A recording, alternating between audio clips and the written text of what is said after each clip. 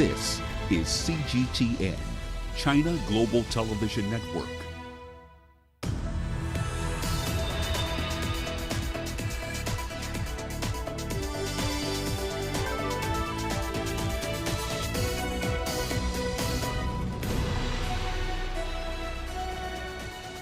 Hello there and welcome to Global Business Africa. We'll be giving you insight into Africa's business and financial markets. I'm Uche Okoronkwo, coming to you from Kenya's capital, Nairobi. Let's start with a look at the markets. Now, stocks benefited from dollar weakness today. Investors are reassured that a Democrat win in the U.S. Senate points towards more fiscal spending going forward. The MSCI's index of emerging market stocks rose 0.4% on the day, hovering slightly below a 13-year high. Across Africa, markets were positive. South Africa's JSE extended its advance to a fourth day. The mining index hit an all-time high, with diversified giants BHP Group gaining 2% and Anglo American up about 1.3%, of course contributing the most points to the broader benchmark today.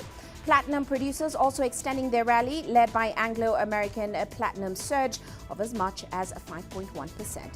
Now, also coming up on today's show, we'll be looking at how Zimbabwe plans to take advantage of the African Free Trade Area agreement. The U.S. plans numerous arrests after a pro-Donald Trump mob storms Capitol Hill. And Egypt's first vehicle tech fair showcases eco-friendly energy solutions. And we kick off today's show in Zimbabwe, a country projected to see 14% income growth by 2035 under the African Continental Free Trade Area. Now, the World Bank says those benefits hinge on Zimbabwe's ability to increase production as well as enhance competitiveness while maintaining macroeconomic stability. Here's Farai Mwakutuya with more. About 85% of Zimbabwe's exports are raw minerals and commodities, while manufactured good exports contribute a mere 9% of gross domestic product. The Southern African country plans to double the latter and increase the share of value-added exports under the new trade dispensation. Its strong agricultural base is a low-hanging fruit to achieving this. As a country, we have comparative advantage in terms of the horticulture. And with COVID, etc., people are now focusing on healthy foodstuffs. So we produce the avocados, the macadamia, the oranges, the prices went up due to COVID, vitamin C, etc., garlic, ginger. So we are definitely making a push towards that. A series of virtual and physical trade shows are lined up, and women and youth-led businesses will be trained to get them export ready. Trade experts stress that if Zimbabwe is to fully maximize on the benefits of the free trade area, it needs to expand the range of products that it sells to the wider market, and it must produce those goods efficiently. That will require the resuscitation of idle industries, massive investment to upgrade technology, and ongoing economic reforms to deliver. The macroeconomic environment has to be supportive, so companies need to be competitive. You might be export ready, but the ease of doing business must also complement that. We appreciate efforts being done by government in terms of assisting issues to do with ease of doing business. But from our end, we are also working on the ease of doing export business, removing unnecessary documentation, etc., so that people spend time in the factory rather than working on the necessary documentation required for you to export. The African continent will also pile pressure on domestic manufacturers. Competitiveness is quite key. And when I say competitiveness, I mean production of a quality good at least cost. Because now, as much as it brings opportunities, we're coming through Egypt, it's a big power, even our neighbor South Africa.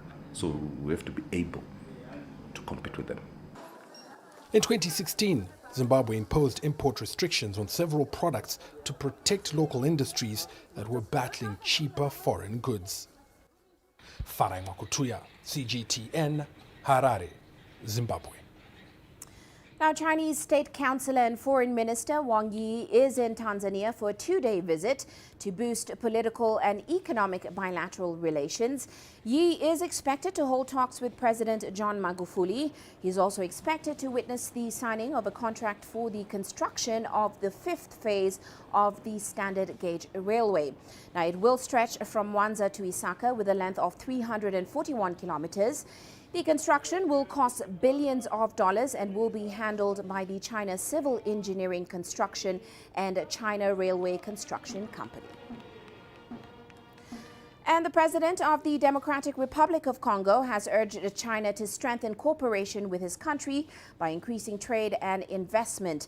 President Felix Tshisekedi made the appeal while welcoming Chinese State Councillor and Foreign Minister Wang Yi in the DRC capital of Kinshasa on Wednesday. Well, CGTN's Chris Ochamringa was there and has the details. A gesture of friendship. China is the DRC's biggest trading partner. The two countries have enjoyed good trade relations for many years, and China is on a mission to build even stronger ties with the current government of President Tshisekedi.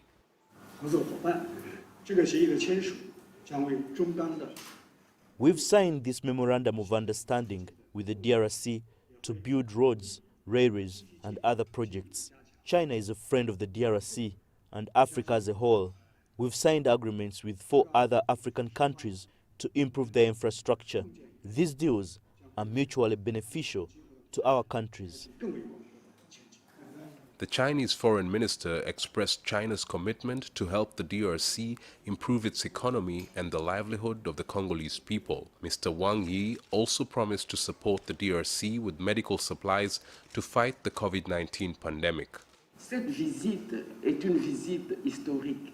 This visit of Mr. Wang Yi is historic. It will help build stronger ties between our countries. In the past, we dealt with the European economies and hoped our economy would develop under globalization. But it's China that has really made the difference. Nous l'avons entendu beaucoup des pays occidentaux. The Chinese foreign minister's tour of Africa is part of a tradition that China has held for the past 30 years. The DRC president hailed China for the support it has provided his country and said he will maintain the friendly relationship that they've had. The Chinese foreign minister, in turn, promised to help the DRC government to develop its economy and safeguard its national unity. Chris Ochamringa, CGTN, Kinshasa, Democratic Republic of Congo.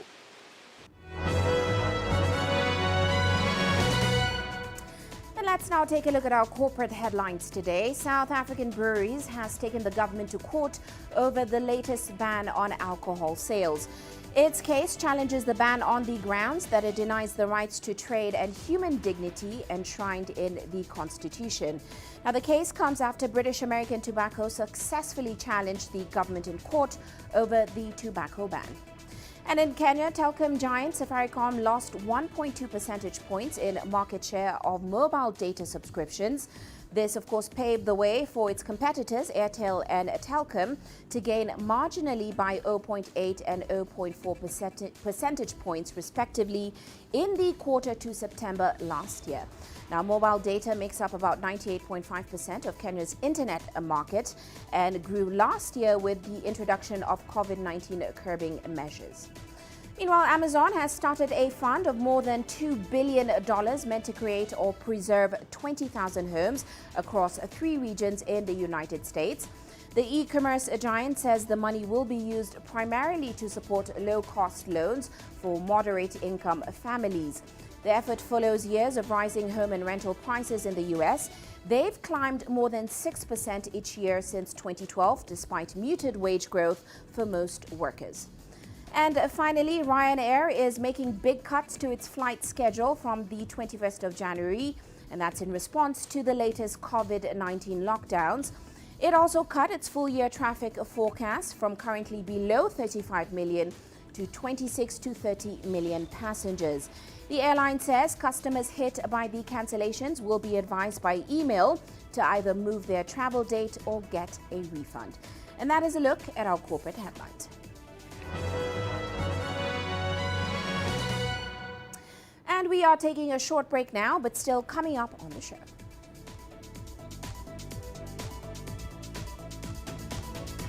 More than 40 companies take part in Sudan's business exhibition. And Ethiopia lays out a 10-year plan to improve its economy battered by COVID-19. The world economy as we know it is about to change. Global business reports highlight emerging markets, developing countries, and dynamic sectors worldwide. We feature top analysts and newsmakers to provide perspectives on every facet of business. From an on-the-ground perspective, we provide you with balanced and objective assessments. Fast, sharp, and insightful. Global business. Only on CGTN. Every story starts out like this. Okay. We'll head up now. But beyond the rush of the numbers, there's always a more fundamental question. What happened? Who has been affected? When market-moving decisions are made, who's responsible and why? Let's get some reaction on ground. Joining us in Johannesburg is Uche Okoronkwo. Hello, Nairobi. This is how all stories begin. See how they end. Only on Global Business.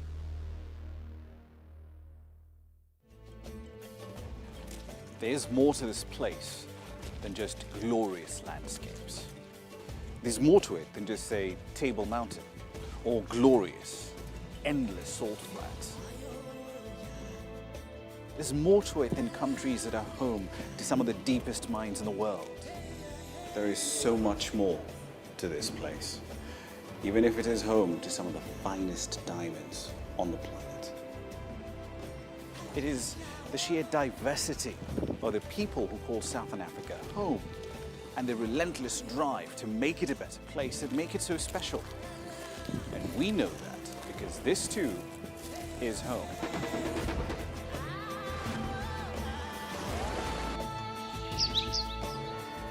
No one knows Southern Africa like we do. CGTN, see the difference.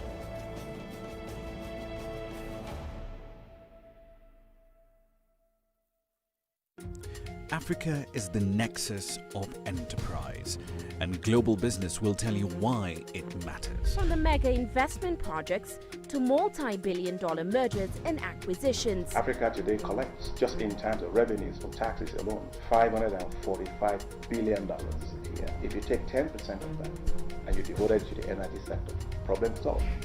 All this on Global Business, weekdays at this time on CGTN.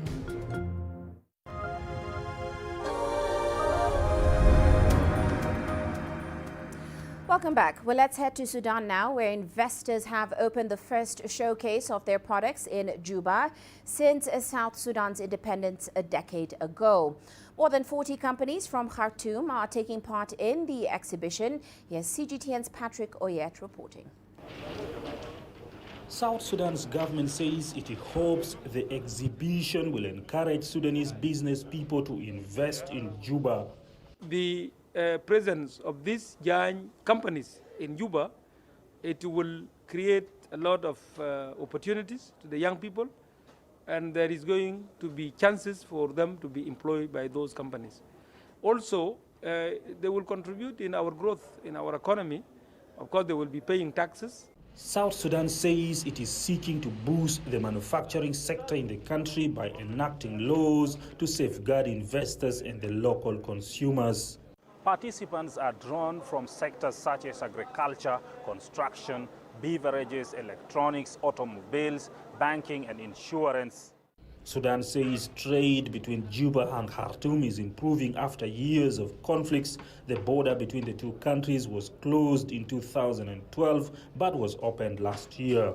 We promised that between the two countries we are going to have all the trade agreements, all the transport and other agreements that will make it easier for you to enjoy the Sudanese products, and for the your fellow Sudanese in the north can enjoy the products of South Sudan.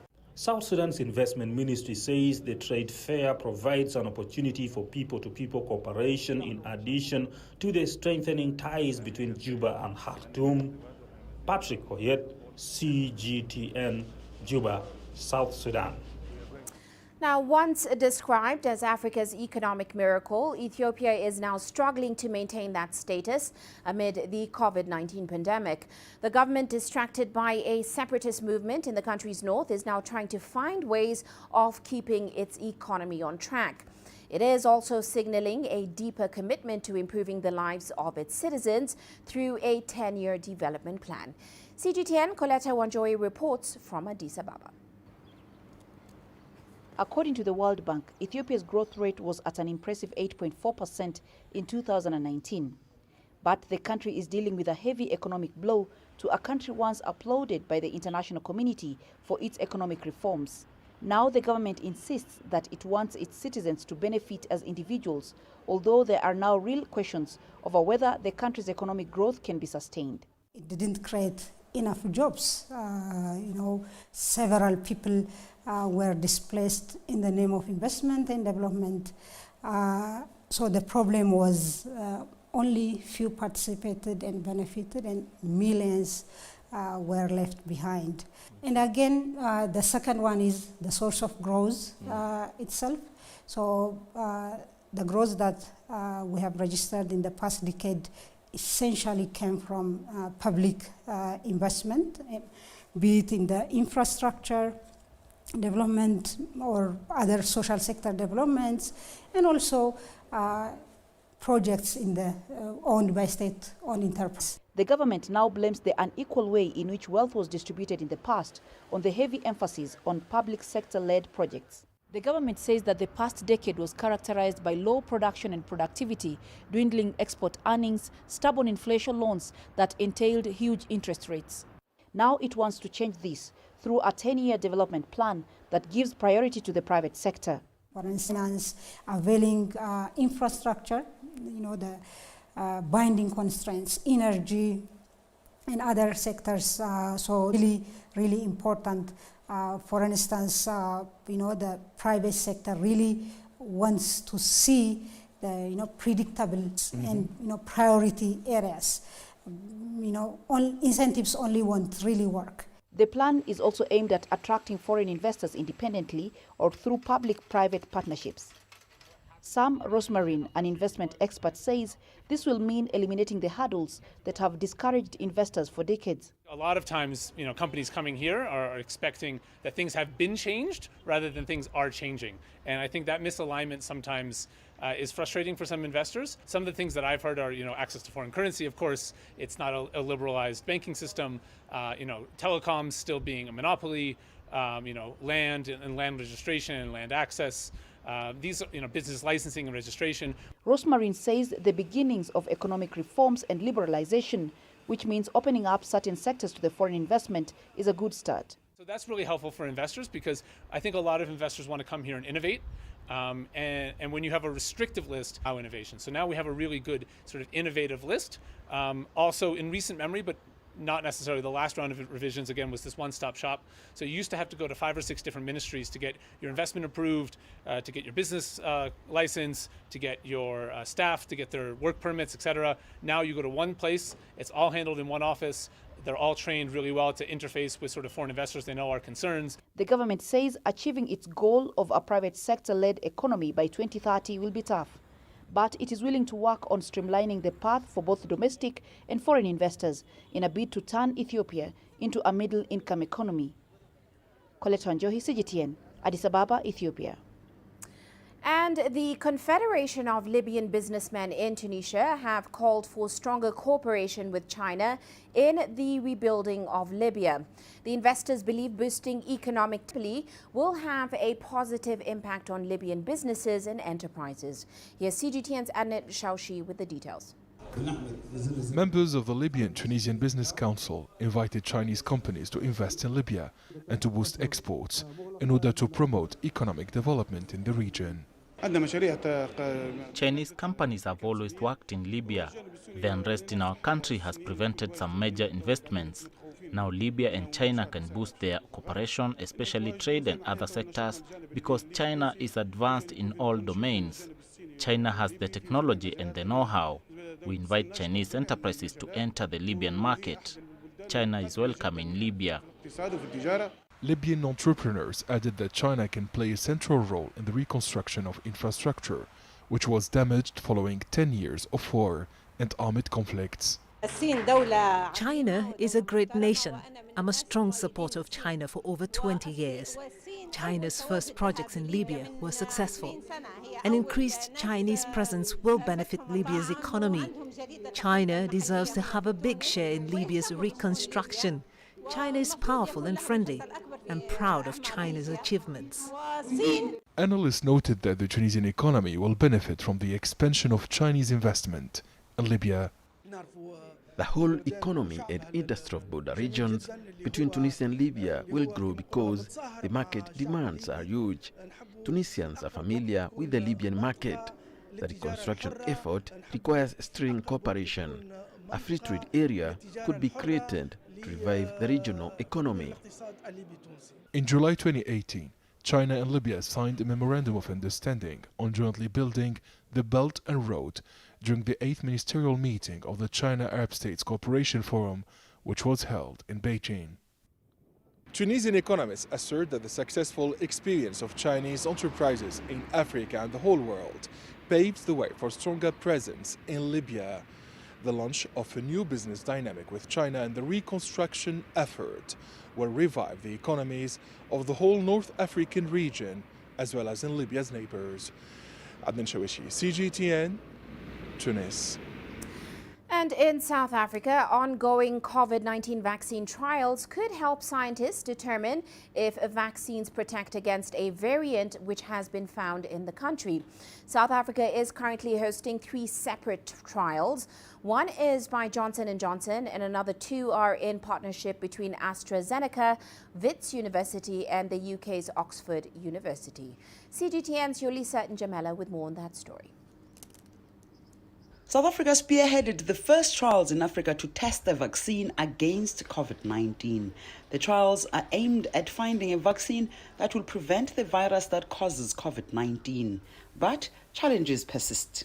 In the middle of the trials, South African authorities detected a new, faster-spreading variant of the virus, and it's driving the second wave of the pandemic. It is now also affecting the participants of the vaccine trials here in South Africa. Because many of the participants in our clinical trials are now being infected with this mutant, in all likelihood, the readout that we get from our clinical trials as to whether the vaccine protects against COVID-19 or not is going to be a readout which indicates whether the vaccine actually protects against this variant. So I think over the course of the next few weeks, we will be much wiser in terms of what is the clinical relevance of the presence of this mutation in the variant that's dominating in South Africa currently. Vaccines are meant to teach the body to mount an immune response. This includes creating antibodies to fight the coronavirus should it ever encounter it. So right now we're doing experiments to see what is the differences in terms of the potency of the antibody that's induced by the vaccine against the mutant virus. And we're doing that for 2 or 3 different vaccines currently in South Africa. The emergence of the variant has set back clinical trials. Professor Mardi says it remains unclear when the vaccines will be tested for efficacy and effectiveness. We've got aspirations right now, but it's really difficult to tell as to exactly what we can expect in terms of vaccine rollout, simply because we don't have vaccine that's imminently going to arrive in South Africa. While many countries have started rolling out a vaccine, South Africa may only begin its rollout in April, but government says it hopes to begin sooner. South Africa is hoping to vaccinate at least 67% of the population. The intention is to create a herd immunity against the coronavirus. Yolisa Njamela for CGTN in Johannesburg, South Africa. You are watching Global Business Africa. We're going to take a short break now, still coming up.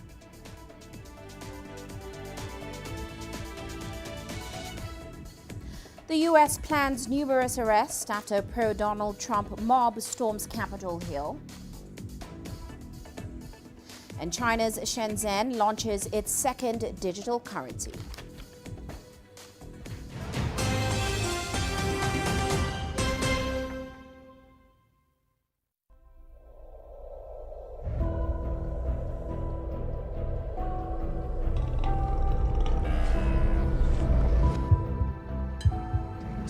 taken me completely out of my depth, but at the same time, it's exciting. It's new, it's different, it's a challenge. It's really exciting.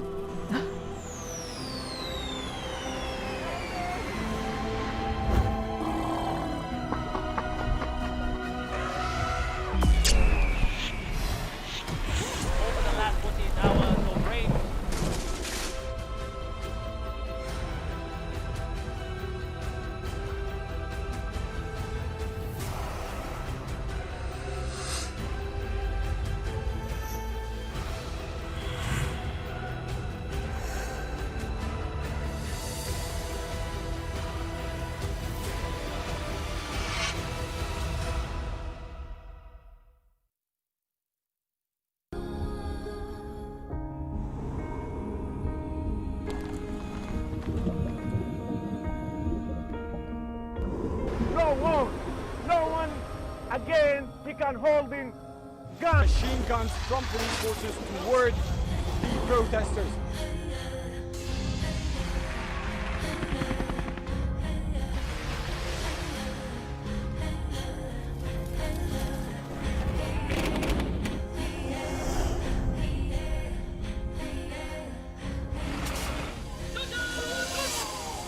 Were you worried about your life at that particular time?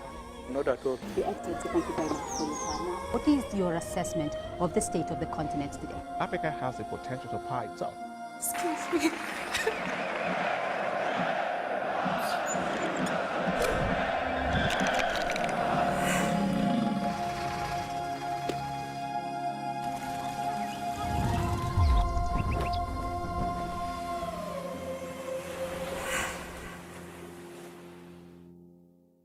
Business in Africa is at a crossroads. We celebrate those who are adopting and thriving despite the challenges, from grassroots to big businesses. Global Business takes you along for the ride as we track the making of a giant. Only on CGTN.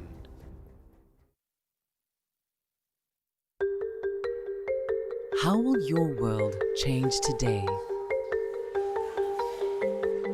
What happens here? What happens there? Or what you make happen for yourself? If it matters to you, it matters to us too. Your stories are the stories that need to be told. Africa Live. Find your voice.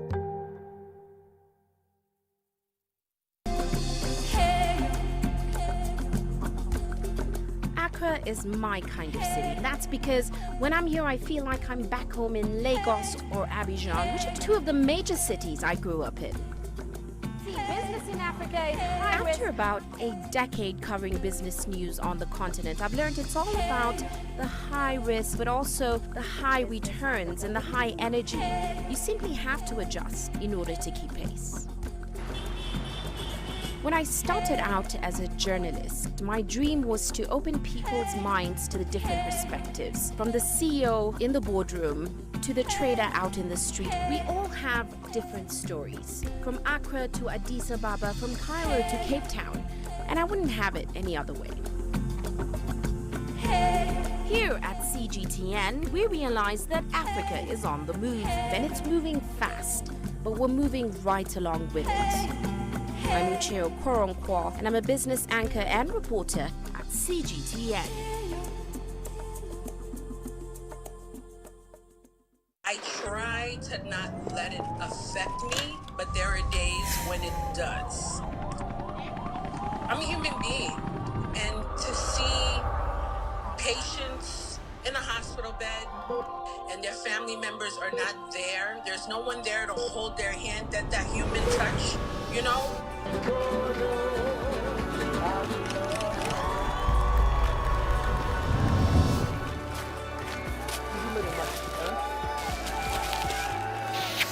I just hope everyone can remember that the situation is not permanent and that everything will get better eventually.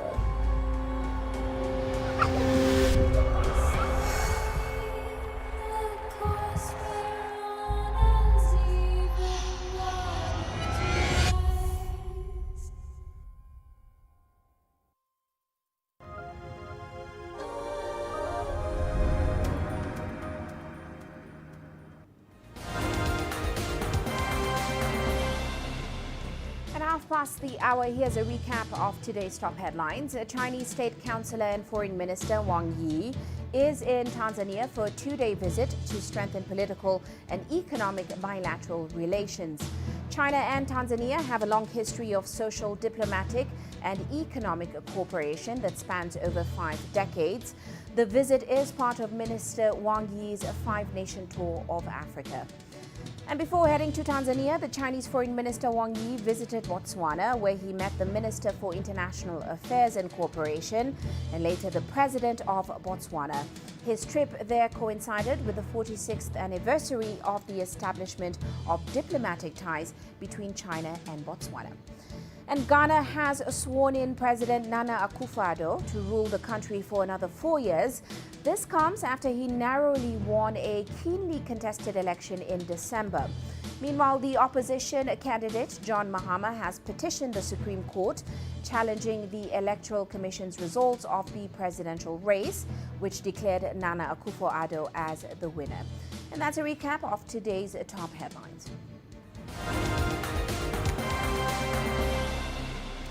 And let's now turn our attention to Washington, where lawmakers have officially confirmed Joe Biden as the country's next president.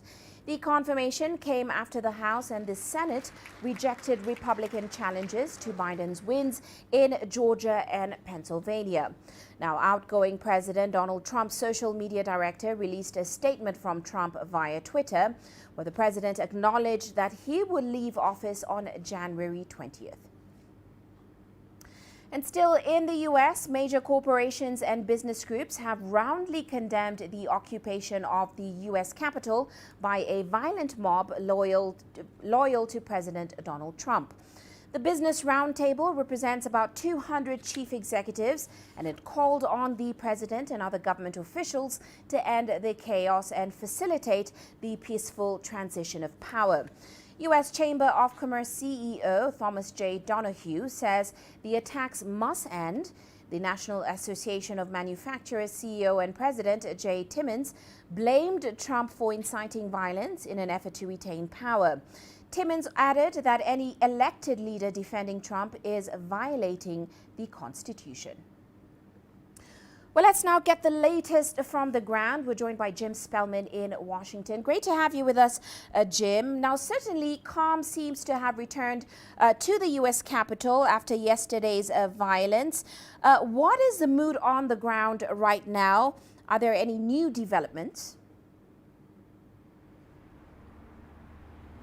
Yeah, it's calm here. Everything is quite secure. Air Force Reserve officers from the Air National Guard are surrounding the Capitol grounds now. Everything is calm, and we've had no sense that there's even been an attempt at any kind of protest activity. I think today here in Washington, everybody is trying to take stock and come to terms with what they witnessed yesterday. These thugs, hooligans, mob entering the U.S. Capitol, fueled by President Trump's rhetoric. The president has been widely disparaged for this by Democrats and by many moderate Republicans as well. And we're seeing his rhetoric is being shot down on social media platforms. Both Twitter and Facebook and Instagram have suspended President Trump's accounts. Facebook and Instagram say that's indefinite and will be in place at least for the next 2 weeks until Joe Biden is the next president of the United States. White House staff have been resigning in protest, and there are even reports in U.S. media that cabinet members are discussing the 25th Amendment. This is a part of the U.S. Constitution that allows the cabinet to remove a president if they think he is unfit for office. That's not likely to happen, but the mere fact that the cabinet appointed by Trump are even discussing this shows you what an unusual situation we had here Wednesday. Uche? Well, Jim, we're not seeing much of a fallout from yesterday's events, especially on markets. Investors seem to be ignoring all the turbulence that took place yesterday. We saw U.S. stocks stabilize in the green today. What is driving this sentiment right now? And of course, is it sustainable given the long road ahead for Biden? Yeah, a lot of people surprised to see the market shrugging off the chaos here on Capitol Hill, but it seems that they're drawn to a point of view that in 2 weeks or so, when Joe Biden is the next president, that there will be a sense of stability and predictability returning here to the United States, and that will extend, of course, to the economy. Also, we now know that the Democrats won both of those 2 Senate seats in Georgia. That means Democrats will control the White House, the House of Representatives, and the Senate. That means no gridlock, at least for the short term in Washington. The markets think that means it's very likely there could be another round of COVID stimulus, perhaps those $2,000 direct payments that were discussed but never went through over the last couple of weeks. So they're drawn to that. And I think as well, the markets are drawn to the sense that perhaps when Joe Biden is president, the whole government will become more effective at dealing with COVID and especially distributing those vaccines. Remember, every day that vaccines are being produced and not put in Americans' arms is another day in the summer or in the fall when people will have to stay home from work, stay home from school, and not be able to contribute to the economy. So I think Wall Street is looking at all of that together, and they're optimistic. Uche? Well, looking at the road ahead, the reality is Biden is inheriting a poorly handled and worsening pandemic. The U.S. is seeing low jobs numbers. The economy is struggling. What exactly will be his first test?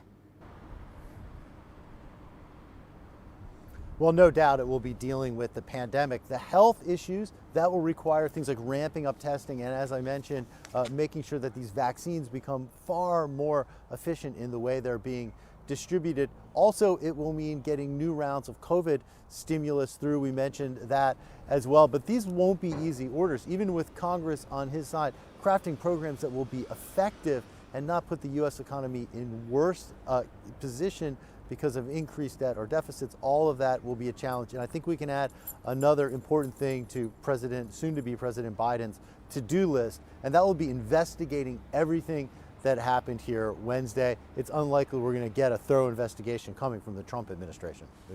And we'll be watching that closely. Many thanks for that update, Jim. That, of course, is Jim Spellman joining us there in Washington.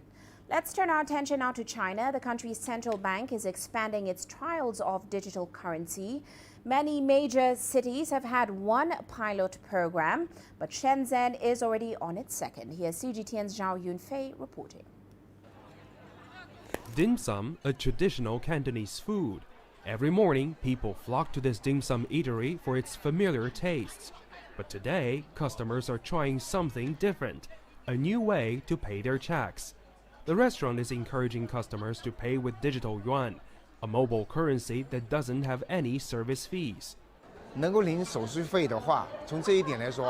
service fee means we as a company can save a lot of money. Of course, we would be happy if people pay with digital renminbi. Thanks to new technology, the digital RMB application allows you to pay even without internet connection. That means technically it's a cash transaction, but all in digital. The digital renminbi is a sovereign currency initiated by China's central bank. Local Shenzhen banks on Thursday released red packets of the currency containing 200 yuan or $31 each. 100,000 residents will be able to use money via lottery system, twice the participants in the first trial in October.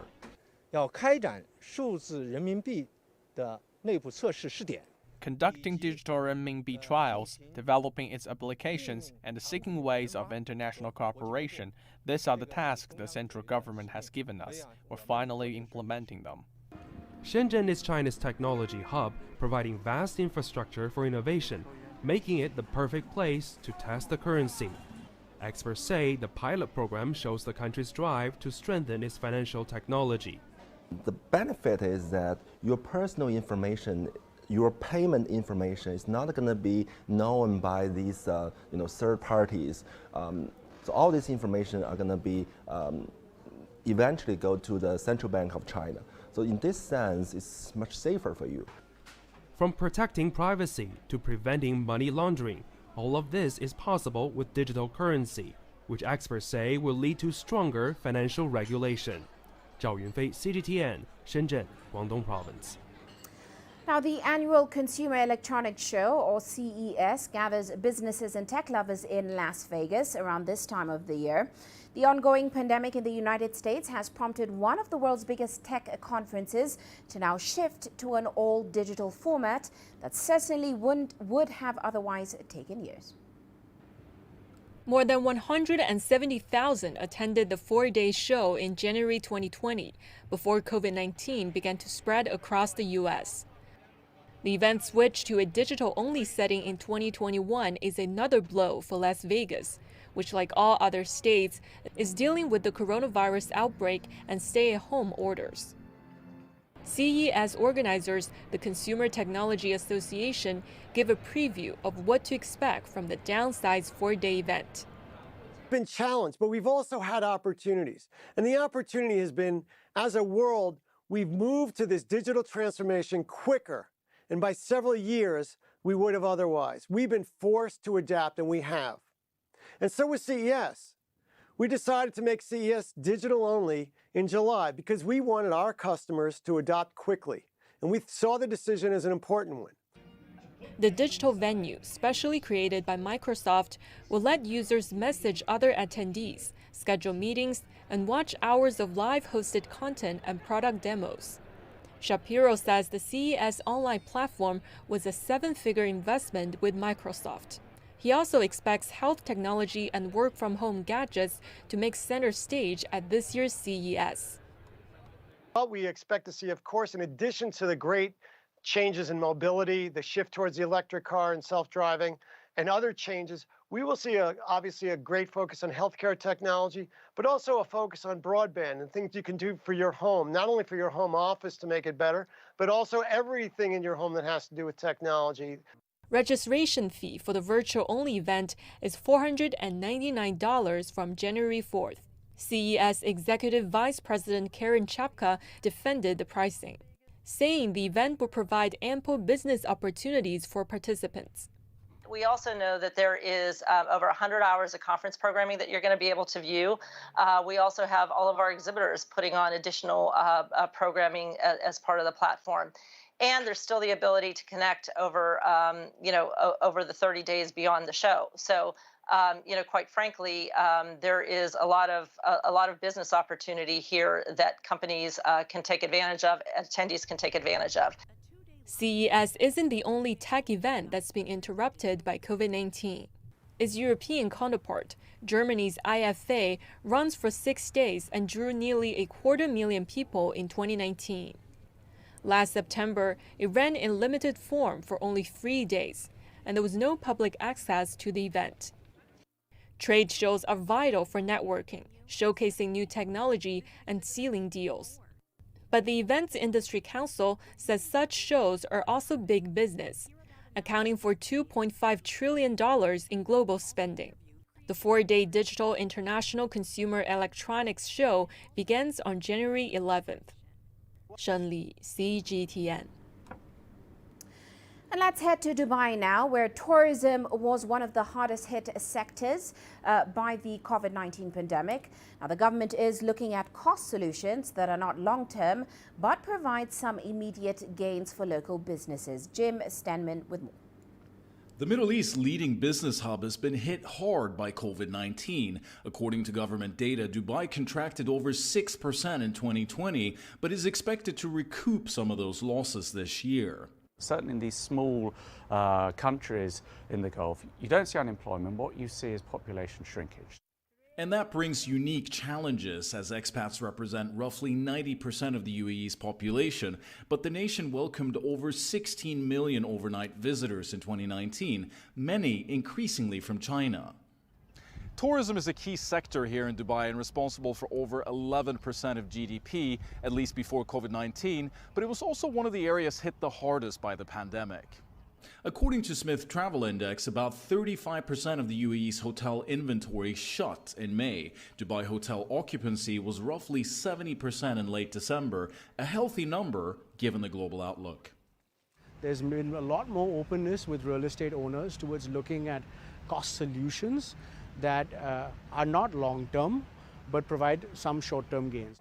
Sofitel closed 2020 at near full occupancy and is working to become more kosher-friendly. This after welcoming many Israeli guests since UAE's normalization with their country. But responding to increased demand doesn't come without challenges. We have learned how to be much more agile and much more quick in making decisions on adapting to the markets. And that's a skill that's proved handy when facing cancellations by customers from the UK, one of its key markets, because of the new COVID variant spreading there. And while travel appears to be making a comeback, there's potential to draw inspiration from other major tourist attractions like Las Vegas. About a quarter of their GDP comes from tourism. You know, that is a path that Dubai can go down in terms of expanding tourism, and there is leeway for doing that. The UAE has signaled that developing its digital sector is a key priority as it seeks to build a knowledge-based economy less dependent on oil.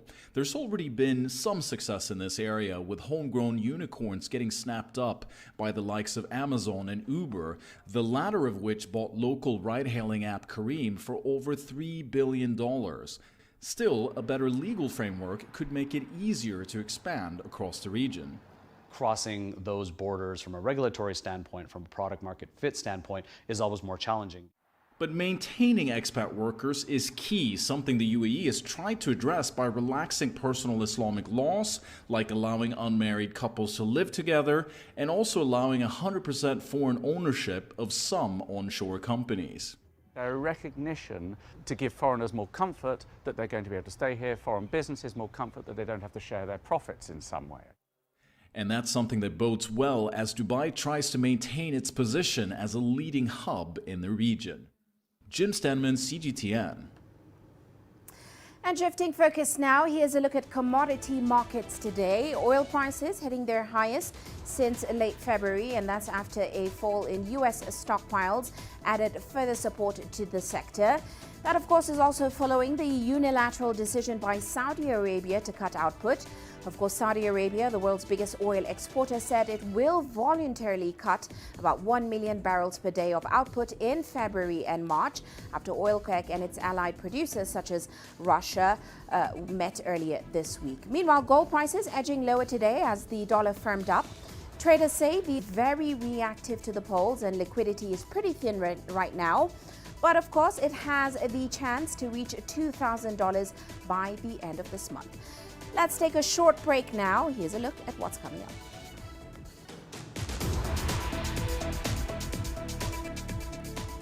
Egypt's first vehicle tech fair showcases eco-friendly energy solutions.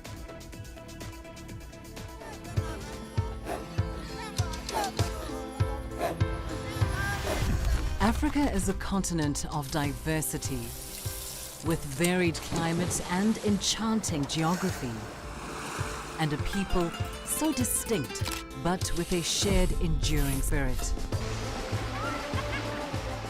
We are at the heart of the continent to bring you the untold stories. Let's have a look. We celebrate Africa as it shapes its own destiny. Tunis, Cairo, Juba, Johannesburg, Ethiopia, Tanzania. Africa Live. Find your voice. Images may appear to be identical, but looks can be deceiving. The difference is not always obvious. It has to be discovered. There are always different sides to a story. We put the focus on the details. To see more, to understand better. CGTN. See the difference. You don't find the stories of North Africa by sitting on the sidelines.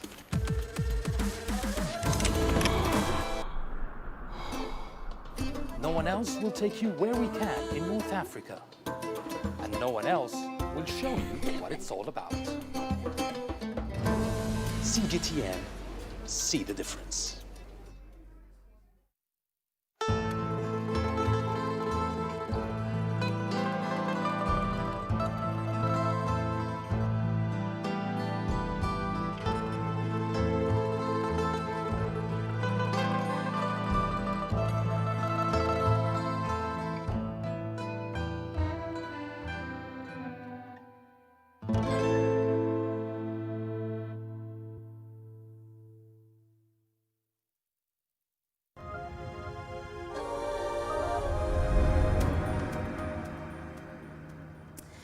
Now, Egypt's first ever exhibition on technologies for converting vehicles to use natural gas has drawn huge interest from investors and car owners.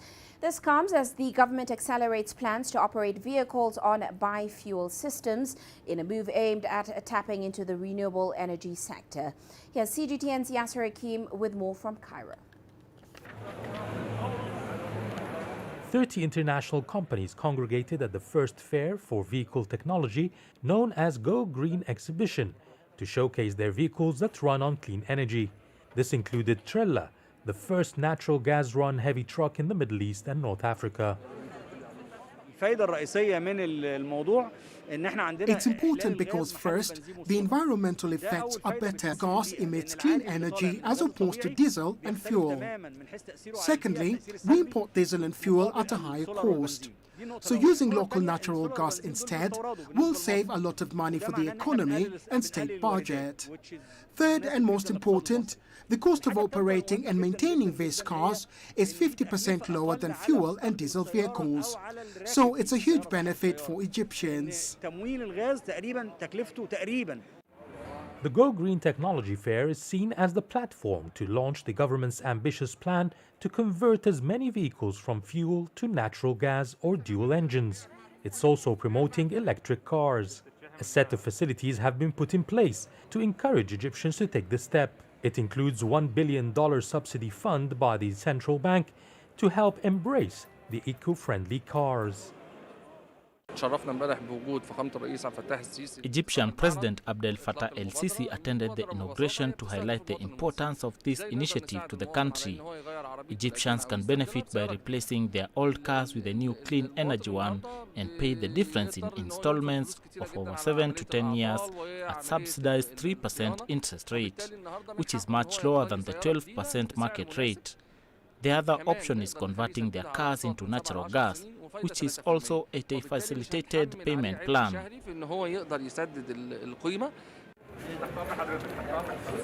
At the moment, 600 natural gas fueling stations are under construction around the North African country. Meanwhile, given the go-ahead to produce clean energy cars and buses in Egypt, were present at the exhibition. The BYD and the JSC brands attracted me the most here, as well as the Chinese MG. The Chinese cars are the most suitable to our market. I will buy a Chinese brand electric car. I am selling my car, and I'm here to study and choose the new car that I will buy.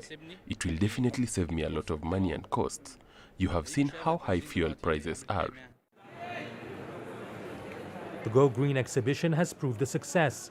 In just 3 days, over 24,000 to convert their cars to run on natural gas. This compares to the 46,000 people who did the same for the whole of 2020. Yasser Hakim for CGTN, Cairo. Now, Haptic technology, also known as 3D Touch, is now being used by a Spanish-based company in crafting a gamer vest. The gadget can transport players into the virtual world, letting them feel real physical sensations. Its creators believe there are also potential applications beyond gaming, in education, or even aiding social awareness.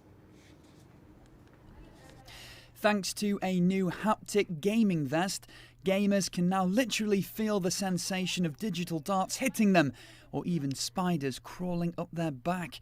The 3D Touch gadget has proven a revelation for fans already visually and aurally immersed in digital gaming. And the most incredible thing is that you are not only feeling frontally but also in the back. You are playing and then you feel that something happens behind you. So it is impressive to live it. You turn and you hit, you turn and you shoot, and you feel from where you are being shot. Many times when you play a shooter game, you know that you are being shot, but you don't know from where. Games makers started with sound.